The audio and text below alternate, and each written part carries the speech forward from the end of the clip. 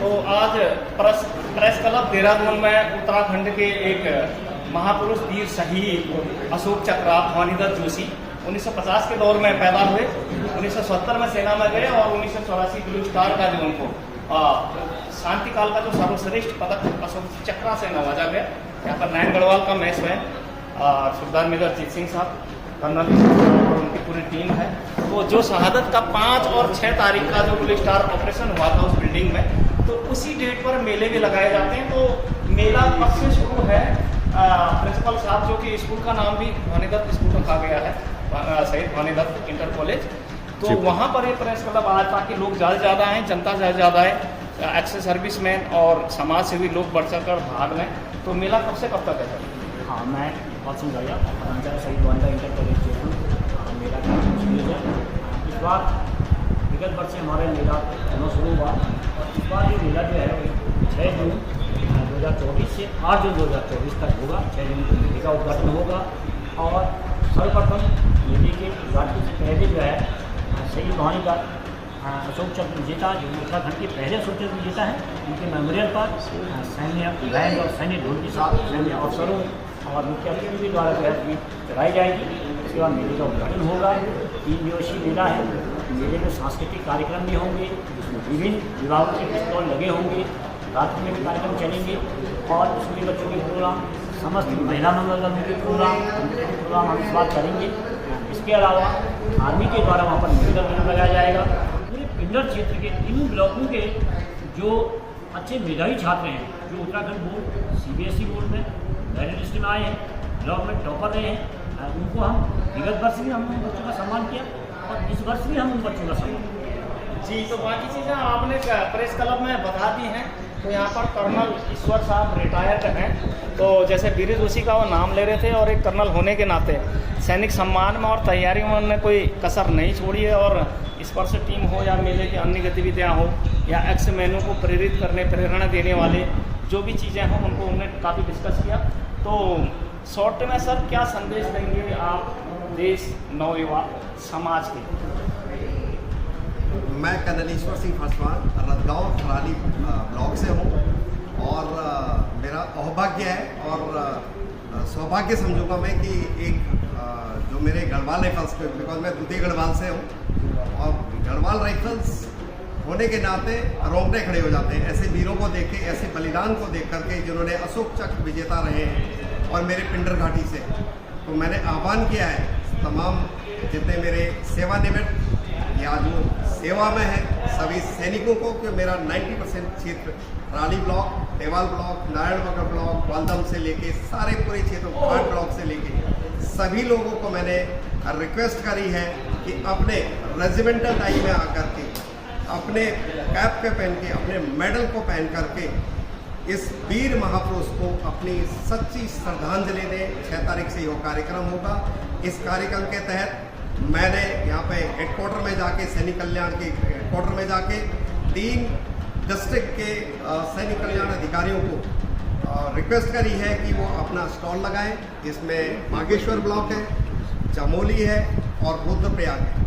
सबको सूचना दी गई है ताकि हमारे जो दूर दराज के सैनिक से, लाइक वाण गाँव से लेकर के, रतगांव से लेके, घेस से लेके और घाट ब्लॉक से लेके और नारायणनगर के दूर दराज के क्षेत्र हैं जिनको अभी अपनी फैसिलिटीज़ के बारे में कुछ पता नहीं है, वो आए, उनको अवगत कराएं और साथ साथ में उनके प्रॉब्लम जो समस्या है उसका समाधान करें। और मैंने एक संक्षिप्त में इस क्षेत्र में सैन्य बाहुबल क्षेत्र होने के नाते सभी से रिक्वेस्ट करी है, सरकार से लेके सभी इवन की आर्मी से भी, कि सैनिक द्वार एक बनाया जाए जिसपे कि वीर भवानीदत्त जोशी के नाम पे चेपड़ो गांव इंटर होने से पहले सैनिक द्वार का निर्माण किया जाए।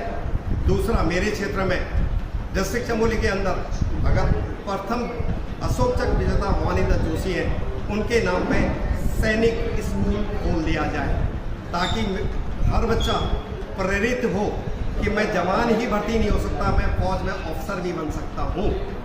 मैं भी आधारिक विद्यालय रतगांव से पढ़ा हूँ, डिस्ट्रिक्ट चमोली से, वहीं से मैंने थराली से पढ़ा हूँ।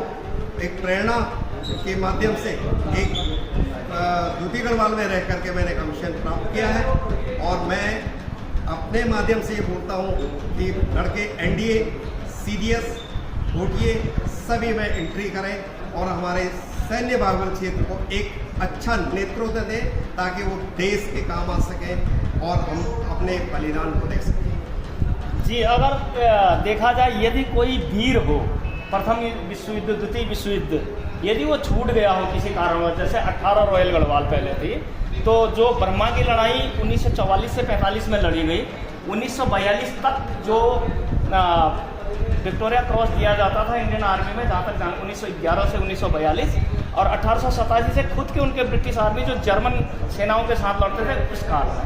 1942 में सेना के जब दो भाग हो गए, सुभाष चंद्र बोस की सेना अलग हो गई आज़ादी के बहुत, और बर्मा पर जापान का जब कब्जा हो गया, तो 1944-45 की जो लड़ाई लड़ी गई, तो उसमें सर्वाधिक जो बड़ा मेडल जो मैंने पता किया वो है इंडियन ऑर्डर ऑफ मेरिट।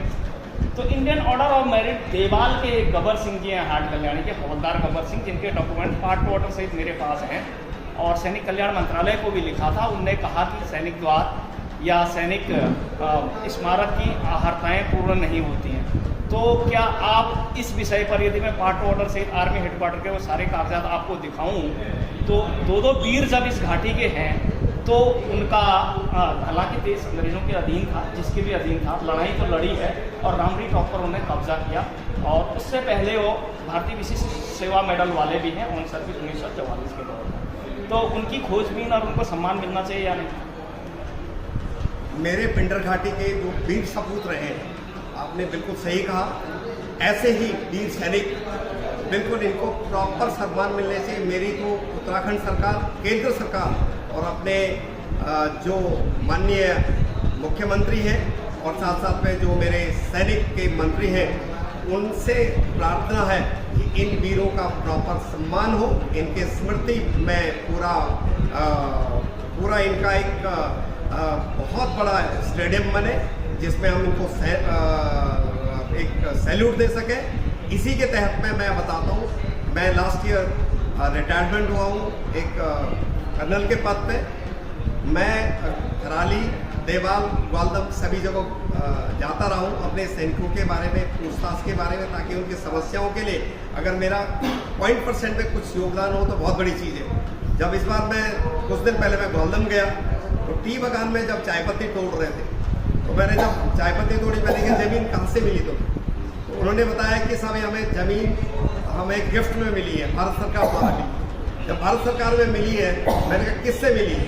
जब मैंने उसके छानबीन करे, आप विश्वास नहीं करें, इंडिया पाकिस्तान वॉर के 1947 के एक ऑनरी नायब सूबेदार साहब, वो वीर चक्रा है ग्वालदम के निवासियों को, हमारे सैनिकों को, हमारे पिंडर घाटी को किसी को मालूम नहीं है।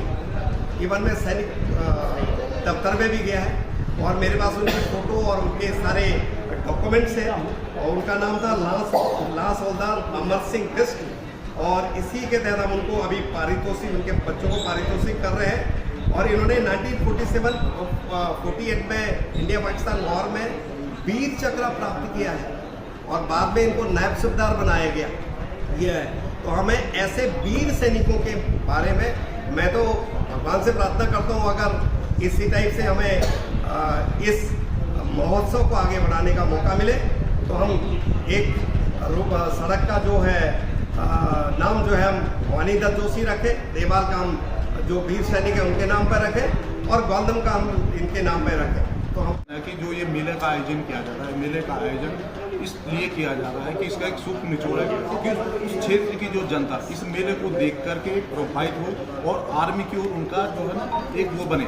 जैसे कि इस बार अब लोग क्या हो गया कि जो अग्निवीर है, अग्निवीर की उससे क्या लोगों का मोह भंग हो गया आर्मी के। जो लड़के सुबह 4 बजे दौड़ते थे उन्होंने अब ये चीज़ें बंद कर दी, और जो लड़कियां आज तक आर्मी वालों को फर्स्ट प्रोटी देते थे उन्होंने छोड़ दिया। तो इस प्रकार का इस मेले का आयोजन करने से क्या होगा कि पूरे क्षेत्र में एक मैसेज जाएगा कि मतलब जो वीर लोग हैं उन लोगों की उनका आकर्षित होगा। मेन यही हमारा इसका मकसद है, बाकी कुछ आपके समझे पाएंगे।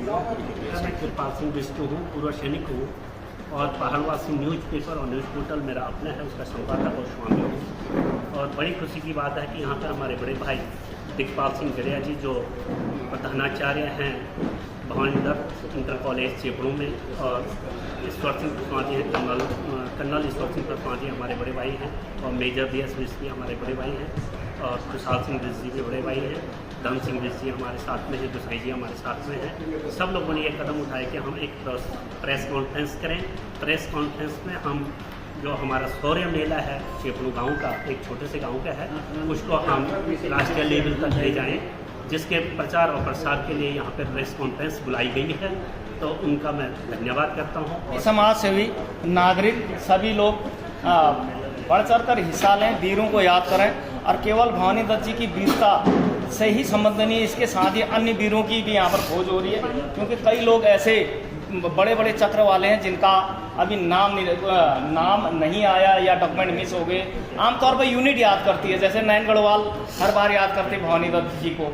जो आज़ादी से पहले की बटालियनें थी वो कुछ और हैं, या तो रेजिमेंटल सेंटर याद करता है, या फिर यूनिट ही याद करती है, या फिर इस प्रकार के कार्यक्रमों में कहीं ना कहीं से, जैसे कर्नल साहब ने खोज के निकाले वीर सकरा, इसी प्रकार औरों की याद जरूर करनी चाहिए, जिसका मेरिट जिस लेवल की है। मैंने प्रश्न भी पूछा था आर्मी हेडक्वार्टर का RTI के जरिए कि ये बताएं कि इंडियन ऑर्डर ऑफ मेरिट किस श्रेणी का अवार्ड है, तो उन्होंने कहा इतिहास प्रभाग में इसकी जानकारी उपलब्ध नहीं है, क्योंकि 1942 के बाद 45 के बीच विक्टोरिया क्रॉस दिए ही नहीं गए। तो जहाँ तक संभव है इंडियन ऑर्डर ऑफ मेरिट सर्वोत्तम चक्र उस समय का था, ऐसा मुझे जानकारी मिली। तो इन लोगों को जरूर याद करना चाहिए, और क्षेत्र का विकास हो, लोगों को प्रेरणा मिले, जैसा कि आप सभी का एक ही मकसद है कि क्षेत्र का विकास हो, लोग सेना के प्रति आकर्षित हों और विभिन्न संस्थानों में जाएं, उच्च पदों पर जाएं, देश की सेवा करें। बॉर्डर पर खड़ा जवान ही देश की सेवा नहीं करता। आप जिस भी क्षेत्र में जहाँ पर भी काम कर रहे हैं, 16 आना वहाँ पर ईमानदारी से काम करते हैं, तो वो आपके लिए देश सेवा ही है। तो बना रहें विजय पथ के साथ। नमस्कार, जय हिंद।